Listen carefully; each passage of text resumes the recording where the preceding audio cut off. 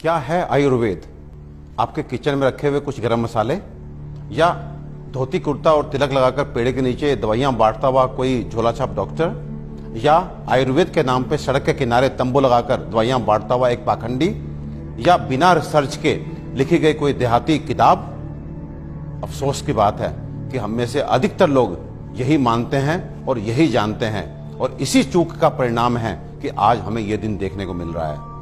और साथ ही मैं आपको सचेत कर देना चाहता हूं कि अगर अब भी हम ना सुधरे, हम आयुर्वेद को नहीं जाने, नहीं पहचाने, तो मुझे नहीं मालूम कि आयुर्वेद का क्या होगा, लेकिन मानव जाति का पतन तो मैं निश्चित रूप से देख रहा हूं। और जो लोग मेरी इस बात से इत्तेफाक नहीं रखते, वो अपनी क्वालिटी ऑफ हेल्थ और क्वांटम ऑफ लाइफ को कंसिडर करें। साधनों के अभाव में हमारे बड़ों में से अधिकतर लोग 100 वर्ष की आयु तक पहुंचते थे। ये वो आयु है जिसकी आज हम साधन संपन्न होने के बावजूद भी कल्पना तक नहीं करते।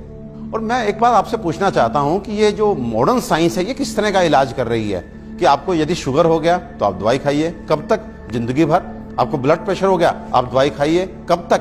जिंदगी भर। आपको थायराइड हो गया, आप दवाई खाइए, कब तक? जिंदगी भर। आपकी किडनी खराब हो गई, बदल दीजिए। आपका लिवर खराब हो गया, बदल दीजिए। आपको गांठ हो गई, काट डालिए। ये किस तरह की चिकित्सा है? और ये चिकित्सा नहीं, ये केवल सिम्टम्स को दबाना है, क्योंकि ये बाहर से आपको नॉर्मल रीडिंग देते हैं, शुगर ठीक है, ब्लड प्रेशर ठीक है, लेकिन अंदर बीमारी अपना काम कर रही है। 15 साल बाद आपकी किडनी खराब, किससे? शुगर से, ब्लड प्रेशर से। आज का नर्वस सिस्टम खराब, आपकी आंखें खराब, आपको ये कॉम्प्लिकेशन, आपको ये कॉम्प्लिकेशन। तो ये इलाज है या एलोपैथ का काला पर्दा?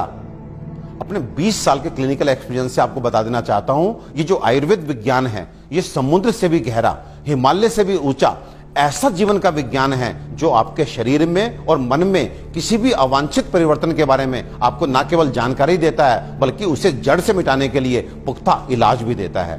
और मुझे एक बात समझ में नहीं आती, आप ऐसे विज्ञान को क्यों नहीं जानना चाहते जो आपको कभी शुगर, ब्लड प्रेशर, थायराइड और अनेक तरह की प्रॉब्लम्स आने ही ना दे।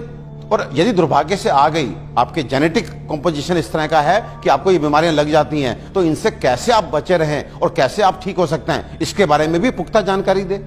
मित्रों, आयुर्वेद सबसे पहले स्वस्थ से स्वास्थ्य रक्षण के लिए आपको ऋतुओं के हिसाब से आपको क्या खाना चाहिए, क्या पीना चाहिए, किस तरह की जीवनचर्या आपकी होनी चाहिए, ये सब सिखाता है। और उसके बाद अनफॉर्चुनेटली यदि आप बीमार पड़ते हैं तो यहाँ पर लाखों दवाओं का वर्णन है, जिसमें आपकी काष्ठ औषधियां यानी कि जड़ी बूटियों से बनी औषधियां, आपके मिनरल्स यानी कि खनिजों से बनी औषधियां, रस औषधियां, इतनी सारी औषधियों का वर्णन है जो आपके उन बीमारियों के लिए भी आपको इलाज देती हैं जिसमें आज का मॉडर्न साइंस जो है अपने हाथ खड़ा कर देता है। आज फैली किसी भी विषाणु जनित बीमारी के लिए वेंटिलेटर्स का इंतजाम मॉडर्न साइंस करता है। केवल किस लिए?